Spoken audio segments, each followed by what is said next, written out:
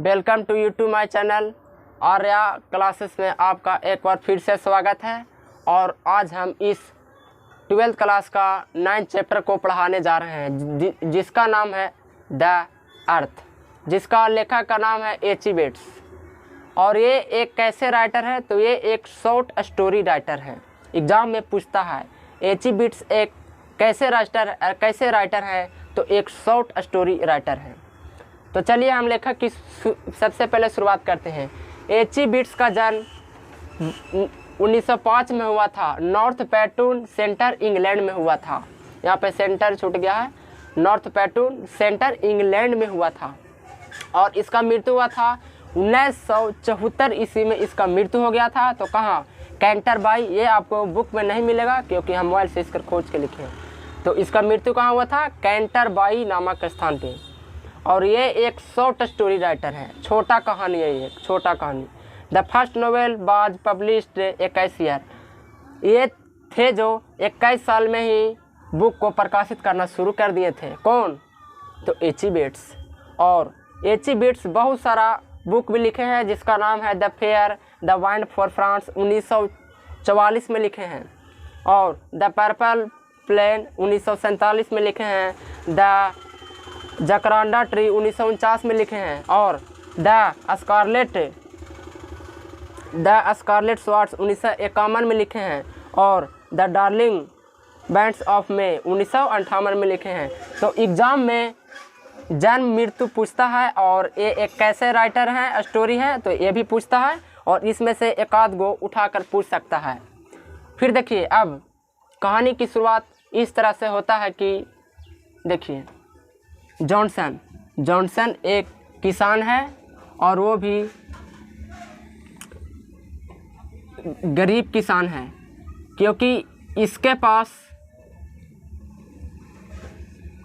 किराए पर ज़मीन लिए हुए रहता है। कौन? तो बेंजी बोल रहे, जॉनसन था जो किराए पे ज़मीन लिए हुए रहता है सेंडर से। अब देखिए, अगर ये आप चारों को सही प्रकार से देखते हैं तो ये कहानी आपको तुरंत समझ में आ जाएगा। सबसे पहले देखिए, जॉनसन बेंजी के पिताजी हैं। इसके पिताजी है ये जॉनसन, और जॉनसन के बेटा कौन है? तो बेंजी। और देखिए फिर क्या? सेंडर्स था। सेंडर देखिए कौन है इसमें? बेंजी के पिताजी को किराए पर ज़मीन देने वाले व्यक्ति। ये जो सेंडर्स था जो जॉनसन को ज़मीन दे रहा था, कितने साल के लिए? तो 40 साल के लिए, क्योंकि ये एग्ज़ाम में पूछता है कि सेंडर्स था जो जॉनसन को कितने साल के लिए ज़मीन दिए हुए था किराए पर। तो 40 साल मतलब 40 ईयर्स मतलब 40 साल के लिए। और फ्लोरेंस, तो फ्लोरेंस देखिए कौन है? फ्लोरेंस है बेंजी के पत्नी। बेंजी शादी कर लेता है फ्लोरेंस से। अब देखिए क्या होता है। तो जॉनसन आप समझ गए हो कि एक किसान है, इसके पास भूमि रहता है, बहुत ही ज़्यादा भूमि रहता है, लेकिन ये खेती नहीं करता है। फिर देखिए आगे, बेंजी है जो इसका बेटा है। बेंजी का मानसिक संतुलन कुछ सही नहीं रहता है।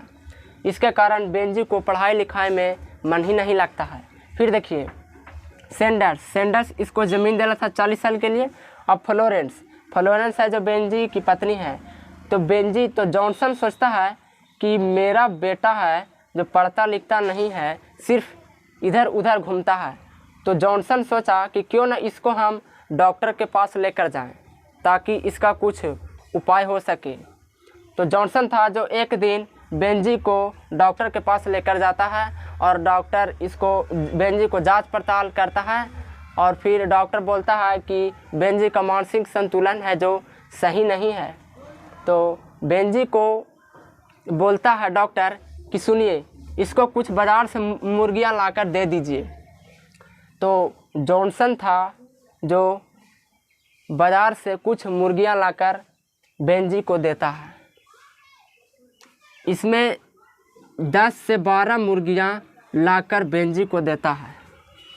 अब बेंजी था जो मुर्गियां को पालने लगा। तो बेंजी मुर्गी पालते पालते वह धीरे धीरे बाज़ारों में बेचने लगा और अंडा से वह बहुत ही पैसा कमाने लगा। और वो धीरे धीरे पैसा कमाते कमाते जब वो पैसा कमाने लगा तो अपनी बेंजी था जो अपनी माँ को पैसा दे देता है, पैसा दे देता है रखने के लिए कि लो माँ, अगर हम 21 साल का हो जाएंगे तो ये पैसा आपको से मांग लेंगे। तो बेंजी अपने माँ को पैसा दे देता है 21 साल के लिए कि लो इस पैसे को रखना। अब बेंजी था जो बहुत ही पैसा कमाने लगा था। अब बेंजी था जो पैसा कमाने लगा था। अब देखिए क्या होता है। अब जो सैंडर्स का ज़मीन लिए हुए रहता है कौन? जॉनसन। अब सैंडर्स का 40 साल हो जाता है, ज़मीन का 40 साल हो जाता है। तो सैंडर्स था जो अब जॉनसन को बोलता है कि जॉनसन भाई, हमारे ज़मीन का 40 साल हो गया है, आप मेरे ज़मीन को वापस कर दीजिए। तो जॉनसन ने ये बात को सुनकर बहुत ही दुख होता है। अब जॉनसन सोचता है कि अगर सैंडर्स भाई तुम ज़मीन ले लोगे तो हम रहेंगे कहाँ? तो अब सैंडर्स ज़मीन दिया हुआ है तो वो तो अपना ज़मीन को रख ही लेगा। तो जब बेंजी था तो सोचता है कि क्यों ना हम सैंडर्स का ज़मीन हम ही किन लेते हैं। बेंजी सोचता है कि सैंडर्स का ज़मीन हम किन लेंगे, क्योंकि बेंजी था जो मुर्गी फार्म खोल दिया था तो उससे वह बहुत ही ज़्यादा पैसा कमाने लगा था। तो बेंजी था जो सैंडर्स को ज़मीन को किन लेता है, मुर्गी फार्म वाला ज़मीन, अगल बगल का ज़मीन, सब ज़मीन किन लेता है कौन? तो बेंजी। अब देखिए कहानी में जॉनसन का ज़मीन जितना था जो कौन किन लिया? बेंजी। सैंडर्स इसको पास सब बेच दिया तो सारा ज़मीन का मालिक कौन हो गया? बेंजी।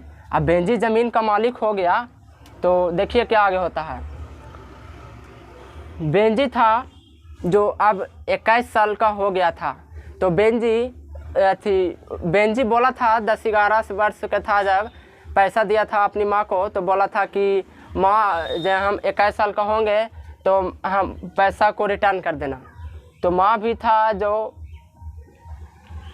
माँ ऐसा सोचा था कि पिताजी ऐसा सोचता था कि जब मेरा बेटा 21 साल का होगा तो मुझसे पैसा नहीं मांगेगा।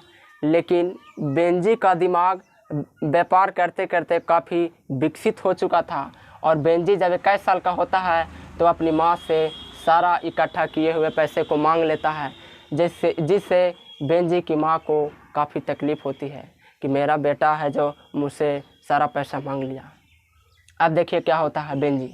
बेंजी था जो इसका 21 साल हो गया था और ये धीरे धीरे मुर्गी फार्म खोलते खोलते बहुत ही पैसा यानी कमाने लगा था। तो फिर देखिए क्या होता है। बेंजी एक दिन जाता है अपने मुर्गी फार्म में, तो मुर्गी फार्म में देखता है कि फ्लोरेंस एक महिला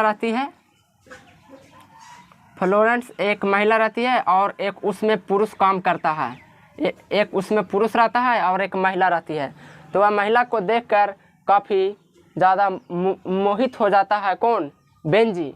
तो बेंजी सोचता है कि हम फ्लोरेंस से शादी कर लेंगे, क्योंकि फ्लोरेंस उसको बहुत ज़्यादा पसंद आ गया था। तो अब फ्लोरेंस भी था जो बेंजी से शादी करना चाहता था। तो बेंजी सोचा कि हम फ्लोरेंस से शादी करेंगे। तो ये बात जॉनसन को पता चलता है, बेंजी के पिताजी के। तो जॉनसन सोचता है कि मेरा बेटा है जो मुर्गी फार्म में काम करने वाली महिला से शादी करेगी, हम इसको महारानी से शादी कराएंगे। तो बेंजी कहता है नहीं पिताजी, हम जब भी शादी करेंगे तो किससे करेंगे? तो करेंगे जब भी तो फ्लोरेंस से करेंगे। तो फिर देखिए आगे क्या होता है। तो जब ये फ्लोरेंस से शादी कर लेता है तो 3-4 दिन बाद क्या होता है कि ये सब घर में ठीक ठाक से रहता है। और जैसे ही 3-4 दिन बीतने के बाद 5वां दिन फ्लोरेंस थी जो बेंजी की माँ से लड़ाई झगड़ा करने लगती है। सब किसी के घर में जब यही होता है, जब शादी हो जाता है तो भाई में सब बंटवारे करने लगते हैं। जब भी शादी होता है तो तो फिर देखिए क्या होता है आगे। तो फ्लोरेंस थी जो एक दिन खाना बनाई और खाना में नमक ही कम डाल दिया। उसके कारण बेंजी की माँ बोला कि तुम खाना में नमक कम डाल दी हो, और इस तरह से वाद विवाद होने लगा और आपस में ये दोनों लड़ाई कर दिए। और एक दिन की बात है, किसी प्रकार बेंजी बाज़ार जाता है और बोलता है कि मैं तुरंत ही चाल लाऊंगा, और इसी प्रकार इस दोनों में ज़मीन की विवादें होने लगती हैं। फ्लोरेंस में और बेंजी की माँ में, इस दोनों में यानी कि बेंजी की माँ यानी सास पुतोह में झगड़ा होने लगती है। फिर देखिए क्या आगे होता है। जब झगड़ा होता है तो उधर से बेंजी आ जाता है और बेंजी दोनों को लड़ते हुए देखता है। तो बेंजी भी सोचता है कि नहीं, बात सही है, जब हम नहीं रहते होंगे तो ये लोग दोनों कितना लड़ाई झगड़ा करता होगा, शायद इस पर हाथ भी चला देता होगा फ्लोरेंस पर। तो अब बेंजी का भी मन हो गया था, जो फ्लोरेंस में ज़्यादा ही लग गया था, अब ये भी औरत की तरह करने लगा था। तो फिर आगे देखिए क्या होता है। फिर बेंजी था जो अपने माँ और पिता को अलग खाना बनाने को कहा और दोनों ही अलग खाना बनाने लगा। एक तरफ बेंजी की माँ और एक तरफ बेंजी के पिताजी, और एक तरफ बेंजी और एक तरफ फ्लोरेंस।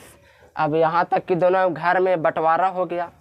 फिर देखिए क्या होता है। बंटवारे के साथ एक दिन बेंजी को ऐसा लगता है कि अब मेरे पिताजी कुछ कर नहीं रहे हैं। तो बेंजी सोचता है कि क्यों ना हम इसे बाज़ारों में जाकर छोड़ दें। और बेंजी था जो अपने माता और पिता को जाकर बाज़ारों में छोड़ देता है। तो बेंजी की माँ और पिता को बहुत ही कष्ट होता है कि जिस लड़का को हम जन्म दिए आज वही मेरे को शहर की तरफ छोड़ आया है। यह कैसा देखने को मिल रहा है। लेकिन तो इस कहानी से हमें यह शिक्षा मिलता है कि हमें सबसे पहले बच्चों को पढ़ाना लिखाना चाहिए और उसे शिक्षित करना चाहिए, ताकि वो आगे चलकर किसी गलत फैसले ना ले, जब भी ले तो सही फैसले ले। तो इस तरह से हमें कहानी है, और मुझे पूरा विश्वास है कि ये वीडियो देखकर आप लोग को पूरी तरह से समझ में आ चुका होगा। तो इस वीडियो को देखने के लिए धन्यवाद, और इस वीडियो को लाइक और सब्सक्राइब करना नहीं भूलें। तो इसके लिए धन्यवाद।